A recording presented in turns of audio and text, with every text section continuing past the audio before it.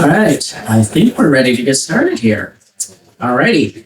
Thanks for the Intrepid for sticking with us. You are the real nerds. You're on talk number 3. So well done. You could be out watching music and something very fun that I'm going to destroy our talk with, but I'm not going to tell you. But yes, you could be watching music. So thank you for being here and caring about, the entertainment's fun, but really we always at EFF-Austin pride ourselves on that. We like to have good conversations with intelligent people. That's kind of the meat of what we do. So thank you all for being here and supporting that. So I'm Kevin, current president of the board of EFF-Austin, and I'm going to be moderating a little panel here. So as I told you all, turns out the city of Austin has a lot of citizen elected commissions that are appointed by Austin City Council members. If you didn't know that, now you do. And what do you know? Austin likes to pride itself as a tech city. Well, we have a technology commission.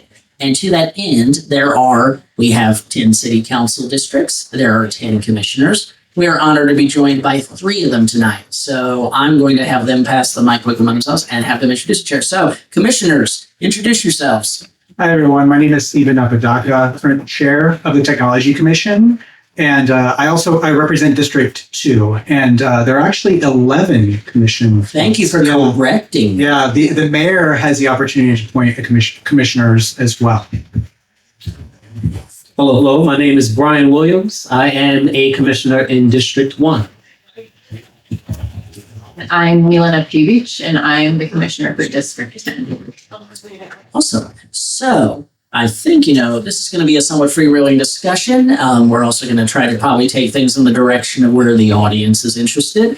But we're going to start at kind of a high-level framework view, which I think is we're going to start out with, and this is an open question to the commissioners. But I kind of set the table, but tell us a little bit more about the role of commissions in Austin, why we have them, how they help enhance the democratic process, and why you might have a commission that you should join in your district. Yeah, thanks so much for that, Kevin. So there are 60, 70 odd commissions at the city of Austin, everything from music to zoning to technology. So if you have a passion for something, maybe it's not technology, maybe it's something else, engineering, wastewater, there's definitely a commission for you. So I would say, just from my perspective, these aren't just ceremonial bodies. We have a direct line to the council members as well as their staff to help influence policy, to help influence resolutions, and to help shape the city of Austin to become a better place. But definitely want to turn it over to the other commissioners to get their perspective. Indeed. So commissions from my standpoint serve as what our tech nerds will call middleware, right? The kind of thing in between the real issues and the government that makes the rules, right? So we are appointed by city council individuals as well as the mayor to represent you, frankly, and to make sure that the voices of normal, regular people, regular Austinites, are able to reach city government in a way that is influential. So our goal is to be normal, to be regular Austinites, and to think about what we would want to see out of technology in our city, what we would not want to see, and make that visible to our city government, and to represent the ideas that city government may be too distant from, but we are not. So our goal is to kind of be in the middle and be the buffer and to bring that buffer to city council in a way that they can receive. I'll just add that I guess I'm one of the newer commissioners. I started in May, maybe, of last year. And I think something that's really nice is how influential it feels to be closer to municipal government in this time where it feels like it's harder to have your voice heard at other levels of government. It is very much a direct relationship when you're talking about the municipal level. So to be on a commission, you do really feel like you're making an impact and you're being heard with the recommendations that you're making. And one other point I want to make. So all commissioners are unpaid. So we do this. It's something we do as volunteers. No conflict of interest is what you're saying. No conflict of interest. We do this as volunteers. Us on the technology commission We happen to all work in tech, but we have had individuals in the past that maybe don't work in tech. And from my perspective, all viewpoints, all experiences are incredibly valuable to have. And I would say that applies to all commissions as well. So I wanted to make that point. Awesome. So tell me a little bit more about the history of the Technology Commission, because it's actually, despite tech having been around in Austin since the 1960s, the Technology Commission in its current form is, while not new, relatively new given that history. I know it sprung out of earlier commissions in this town. Can you guys tell me a little bit about that history and what the limitations of those early commissions were that motivated the need for the Tech Commission? And maybe with a quick follow-up of that, what are the boundaries of the Austin Technology Commission? What does it regulate or advise on regulating, and what does it not? Like, you know, if somebody cares about an issue, when is it in the Tech Commission's purview, and maybe when is it somebody else's commission, or maybe a commission that doesn't exist yet? I'm gonna give you So the Technology Commission has evolved both in name as well as in form over, I don't even know how many years. It's been in existence for well over 20 years. Its original form was to help oversee television contracts, certainly not part of the city of Austin's purview any longer. The state has taken much of that work over. Back in those days, digital equity wasn't a thing. Closing digital divide wasn't a thing, and certainly not AI. So more recently, our commission, at least since the time I've been on it, we've been more focused on ensuring that nonprofit advocacy partners within the city, organizations like Latinitas, Austin Freenet, receive the funding and resources that they need to do the great work to close the digital divide. And then more recently, focusing in on privacy. You all heard Dr. Strover's discussion. She's come to our commission, given us guidance, and we've collaborated with her on recommendations to the city around those areas. And then AI as well. That's only something that's come up in the past couple of years that requires us to quite frankly educate and coach our city council members and staff on opportunities as well as risks. That's well said. In addition, you asked about where the boundaries lie and where some of the things may stop for the Technology Commission. As we all know, technology touches every part of our lives. So it can be a very big umbrella for what it means to be on a Technology Commission. Where does that stop? Where does it become fuzzy? And when it comes to the Technology Commission, we find that there is a wide horizon for how many things we can engage. For instance, currently, we're having discussions about surveillance and what it means to be surveilled and how much surveillance and technology are intertwined. For instance, we discussed license plate readers. And that's a camera-related function, and AI reads the cameras. But currently, I and several others are concerned about what you see with autonomous driving cars. And the fact that they are using cameras to not run into people, right? But at the same time, those cameras collect data from Austinites. So that is something that Austinites care about. And they want to not necessarily be treated that way by a car that just happened to turn the corner to not hit a dog or a person or a sign or something. So in our seat, we, again, sit between the city and the citizens in a way to where we say, I want the car to be able to see people, but I don't want it to record the information and keep it forever. So where do we go in order to kind of draw the line between the technology of the car and the safety of the citizen, as well as protect the privacy of the citizen too?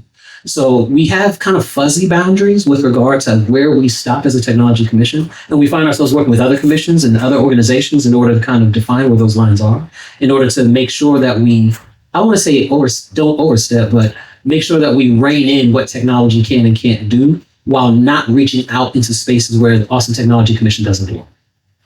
And oh yes, I do have something to add to that actually. we want to hear it. So I was just going to say, this also depends, I think the directions that we go probably depends on also maybe your relationship with your council member. So for example, my council member's office recently, we were talking, we have like a monthly meetup, and that kind of conversation sometimes informs things that I bring at the commission and vice versa. And so we were talking about data centers and the impact of data centers now with everything going on with AI. And so that kind of spurred with the three of us actually on the AI working group, which is a separate working group within the commission, spurred Stephen to go out and reach out to the Environmental Commission and say, how are you guys thinking about this? Can we kind of, get our stuff together and create a recommendation that's aligned? So that also, there's a lot of different interplay too with how your council member is thinking of things and what we decide to focus on. Yeah. Awesome. And we don't need to linger on it too long. Just you mentioned a couple of names people are not familiar with. Just tell people who Austin, Frida, and Lagunitas are real quick. Yeah, Austin Frida is a nonprofit here in Austin that works to close the digital divide. They help with device donations to the underserved. They help with digital upskilling. And they also have a city-owned site where anyone can go in and get support with their devices. So they have a contract with the city of Austin to deliver those services. Latinitas, and by the way, there are many other organizations that do this type of work. I'm just using these two as an example. Latinitas does a lot of the same work. They focus in on young Latinas, as well as doing generational upskilling for their parents who may not speak English or have English as a second language. So ensuring that both focus areas are a priority, I think, is important. And then, so we've talked a bit about digital equity and digital divide. I actually think, I know, but we're going to introduce the audience to it. One of the big programs that the Technology Commission manages is something called GTOPS. Could you tell us all about GTOPS? Yeah, so GTOPS is a $400,000 grant that the city manages. In the past, these organizations I've mentioned have been recipients, but the focus is to support their programming efforts to do outreach to the community. So the Technology Commission is sort of in a unique position. Most other commissions don't have oversight to this budget, but our responsibility is essentially to appoint the grant reviewers for that process, as well as make the final decisions on the awards. And it's not like one organization gets the 400,000. There are multiple pathways, multiple organizations split up the funds. But we've seen just a huge impact. One of the things from my perspective, people will ask, why isn't the city doing more to close digital divide, to do this kind of work? And I will say the library fills that gap quite a bit. The role of libraries has evolved. But I would suggest that city and city staff, outside of the libraries, of course, are not the best equipped individuals to do that outreach to the underserved community. I would say organizations like the ones we've mentioned before are best equipped so they can use our support. Okay. Follow up? We've talked a bit about, the Technology Commission, its role, and so I kind of want to dig in a little bit on both what it can do and maybe where, it can't do certain things and, maybe where we need other means of engagement. So like on the one hand, I know that a lot of the discussions the Technology Commission has had around things like AI and just regulating third-party technology vendor contracts in general led to recently, some of you may have read in the news about the Trust Act, which is supposed to try to help guide a little more transparency on those things in general. So I would view that as a recent success of the Commission's work, and I'd offer you to talk about it. But I also might want to say, about the potential limitations of what the Commission can and can't do, because I know from talking with people that, so speaking of third-party technology contracts, there's been a lot of controversy in the city recently about some of those contracts. Obviously, there was the FLOC contract that has been canceled. Also, there were proposals to partner with LiveView Technologies, which has been put on hold, and also Valkyrie AI, which has been put on hold. And I can speak that, as you said, like part of the role of the Commission is to be ordinary citizens and maybe try to provide that expertise and perspective to council who can sometimes be a bit out of touch. I know that from the perspective of a lot of ordinary citizens, there's this sort of feeling like none of us want this, and yet a lot of our council members seem really, really driven to do these contracts, even though we don't want them. And so I'm wondering, like, what the commission thinks on maybe like what the incentives or disconnect that goes on with council and why they feel compelled for whatever reason to pursue these contracts that I admit I may be in a bubble seem somewhat very unpopular with a lot of the citizens, and what the role of the commission is or isn't in trying to get council's incentives more aligned with what the citizenry actually wants here. So I'll ask Chairman Apodaca to keep me honest here. But the role of the commission is to make recommendations to our council. And we do that through our council individuals in each of our respective districts. So our relationship with our council person is very pivotal to ensuring that the citizens and us as representatives of those citizens are heard in the direction of what legislation should be or could be. We do not make law. But we bring recommendations that they take very seriously, and often it does turn into law through our representation of you, frankly. So when those things happen, where our city council may have a viewpoint, but the citizens have a different viewpoint, we have a privileged position where we can influence our council person to reconsider where they sit or to consider a broader view of what types of issues exist. And many times that is exactly what has happened. Nonprofits and other representatives of bodies and groups may come to our meetings. They are open to the public. Any of you can attend any of our meetings. You can speak at our meetings. You have to register a bit ahead of time, but that's common and happens quite often. Where you can voice yourself on the record with city individuals, and we can bring what you believe directly to city council individuals where they can turn that into city law. And that has happened.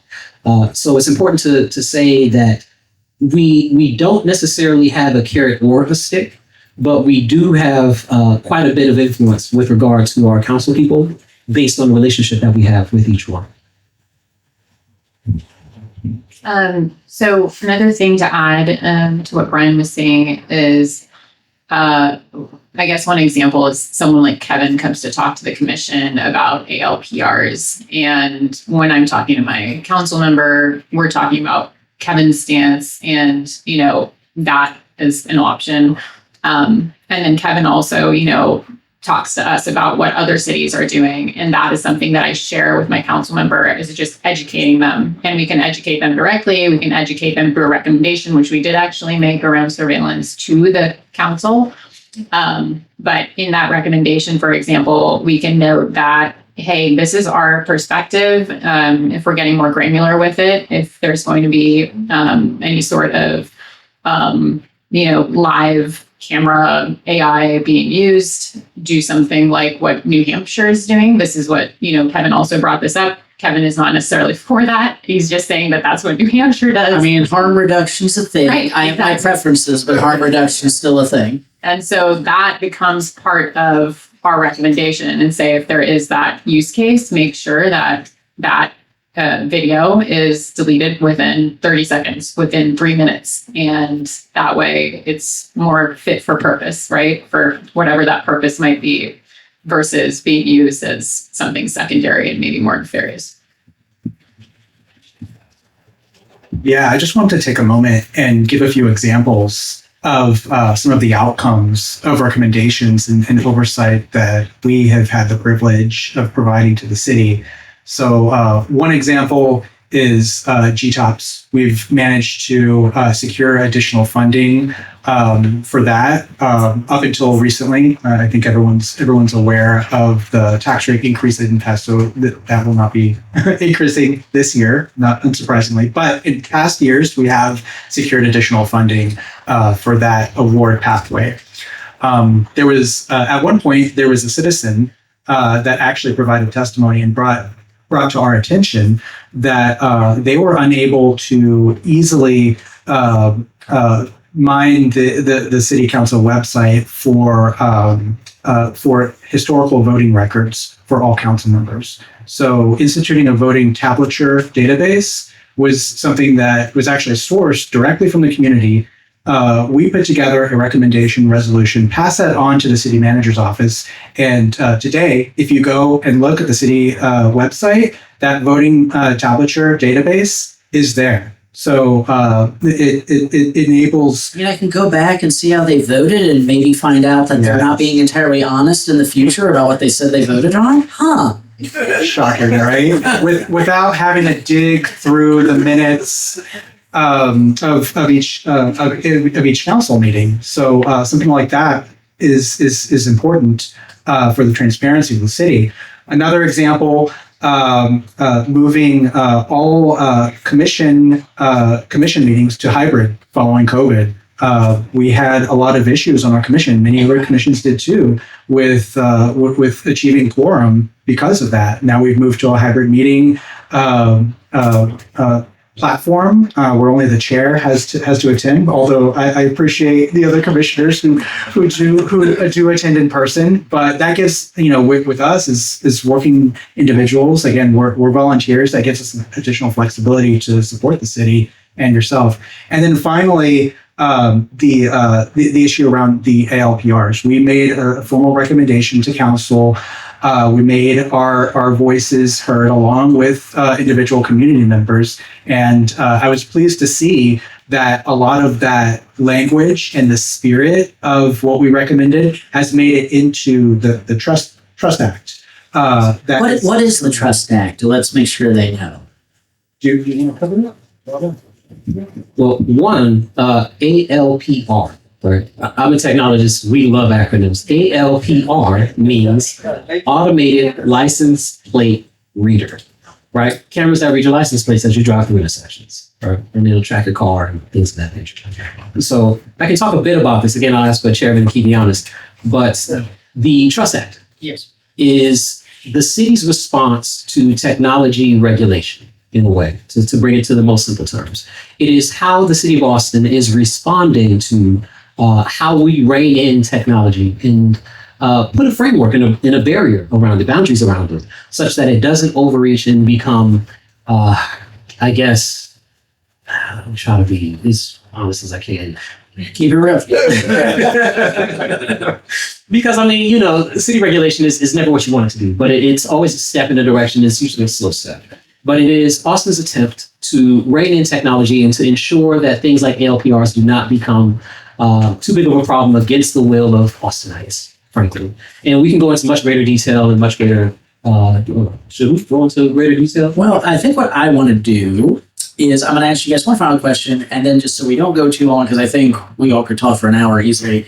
One more question, and then I'm going to turn it over to the audience to make sure that any burning questions they have get answered real quick. So here's a fun question for you, meaty, challenging question. I'd be interested to hear your thoughts. So, we've already touched on this a bit, and, I think we look at, AI is impacting a lot of this. You talked about driverless cars and the data collection. You talked about the data centers and the water usage. And of course, ALPRs can feed into AI-enabled surveillance networks and whatnot. And I think my question for you is with stuff like the Trust Act, a lot of my recommendations made it into it, not all of them, but a lot of it. And I'm happy to see this happening. But I think, and this I think also gets into some of the fundamental tension I see with city council members who, I may be revealing my own opinions a little bit, but around these technologies and these contracts, there seems to be an attitude from a lot of the council, I won't name names, who seem to think we can have our cake and eat it too, where we can somehow, with appropriate framework, safety, and regulation, get the benefits of this technology without any of the harms. But then I have to ask, when we see state and federal laws often preempting our city's ability to actually control what happens with this data, like one of the fundamental things I keep hitting council on is it doesn't matter all the regulations you have. If you collect this data at all, then the state and federal government can pass laws mandating you turn it over if you have it. And if you don't, our city council members and mayor can even end up in jail for breaking the law. And then we kind of get to an interesting tension about what the role of an elected representative even is. Are they supposed to protect their constituents to the point they would literally go to jail for them to protect them, or not do things that could endanger their citizens, even if one could make a case for there's a good or a public safety to do it? Or is that actually not what we want from elected representatives, where we actually want them to obey the law, and elected representatives who think they're above the law, even if they think they're protecting us, should not be breaking the law and actually should be in jail if they break the law. Like, where are the boundaries here? And, I'm asking a tough question. I'm asking, say, like, how much of this is, safety feeders so we can feel good about ourselves, and really we are at the mercy of bigger entities here? I'm glad that I have the mic for this one. I think that's a great point, Kevin. And I think that's why what you do is so awesome, because there's a level of like, walk it like you talk it. And to go back to the Trust Act is a perfect example. That's very much a step one. I think at its core, what the Trust Act does is define these things so that everyone is at least speaking the same language. And then beyond that, there's going to be that opportunity to show what that actually means. And the great thing about this commission and about our relationships with the community is that there's a lot of transparency there. And in that transparency over, well, this document, the actual law, the policy is right here in front of us, and we have a say over what that is and what those implications are. Something that council might not be thinking about for all the different things that they're working on is all of the different implications, the kind of downstream effects that they wouldn't have thought about, the different tertiary effects that they wouldn't have thought about. And so that's where we can come in and kind of, skip to that point and say, but what if it's used in this way? Or Kevin goes in and this is how it was actually used in this place. It was used nefariously. How do we create already a guardrail against that? I think the key is going to just be creating kind of these stronger core documents by getting more and more voices in, rather than, hey, council's passing this thing. They spent 6 months on it. Nobody put their input in, or we didn't get the right folks contributing. And it becomes something that is more of like this, kind of spineless sort of document that just goes and says something broad that does have all these sort of potholes in it. And I guess just, I want to hear from the rest of you. I just want to say, like, sidebar, and this was actually very shocking to me in the process of doing reform here. And apparently I was told by a certain city staff that this was actually very shockingly common. And it's one of the things I'm hoping things like the Trust Act might start changing. But it turns out when most cities in America, this isn't just Austin, when they sign contracts with technology companies to provide services that the city does not have the in-house expertise or money to do, you might be shocked to learn that unlike most private sector contracts where there are like consequences, legal and financial consequences if one of the parties breaks the contract, most of these contracts with private companies that he signed, there's actually no consequences for the company if they violate the terms of the contract. Shocking, I know, but this is apparently how it's been done, I've been told, just trusting the company will keep their word. So that's actually one of the real reforms I do hope we might start seeing with the Trust Act. I was genuinely shocked to learn this. It's one of those things that I had no idea society works this way, because it doesn't seem like it should work that way. And that's why I actually encourage all of you to get more involved in your government. You might discover that maybe bad things are happening just because you didn't even realize they were. And then you can finally be the voice to say, wow, that's not how this should be operating, actually. But anyway, I'd love to hear what the two of you have to say. Many laws are the result of politics. Is anyone shocked by that? Right. But the fact of the matter is that many of the things that are of interest to the regular guy are not politics. We don't live lives of politics. We live regular, real lives. We have to deal with the consequences of these decisions. Right. So I bring that up to say that commissioners like ourselves and commissioners and you, people who can sit and influence us and through the city, we sit in a position as citizens to make law by influence, rather than letting politics make our laws for us through our council. Right. So that's my wording way of saying we the people means us. And there are mechanisms through your commissioners, through city council, in order to say, wait a minute, we want consequences if you do something wrong with the data that we've given you as citizens, because actually we are in charge. We elect the officials and you work for us. We're the citizens. We pay taxes. We live here. This is our city.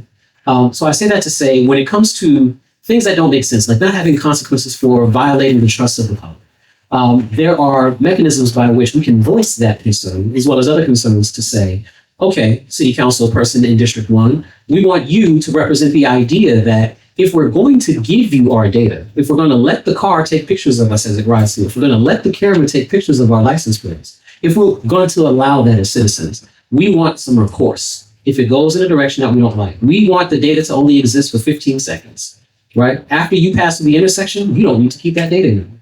or whatever it is that makes sense to us as the people who live here, because we're the ones getting the pictures taken. All right. So I say that to say that we are not in a powerless position. We're not in a position where we don't have a say.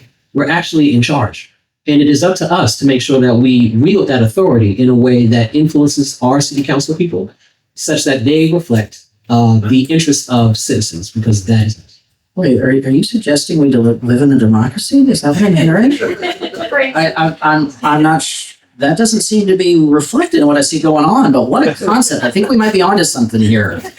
And I'll just bring it full circle. So we meet the second Wednesday of every month.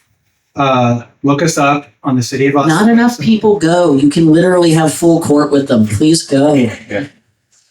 Look us up on the City of Austin website. Look at the times of our commission meetings. Reach out. Our City of Austin emails are on the website. Reach out to us. We want to hear from you. Like Kevin said, not enough people engage with our commission. I think I can count on one hand the number of public testimonies that we've had in my time on the commission, and I've served for 5 years now. And so, it might be one of those one hands you said. Yeah. If the Technology Commission is not for you, look for another commission to get engaged in. Maybe it's the Music Commission, maybe it's wastewater, maybe it's Hispanic Quality of Life, maybe it's the Women's Commission, maybe it's something else. But yeah, please get involved, make your voice heard. You can have an influence and an impact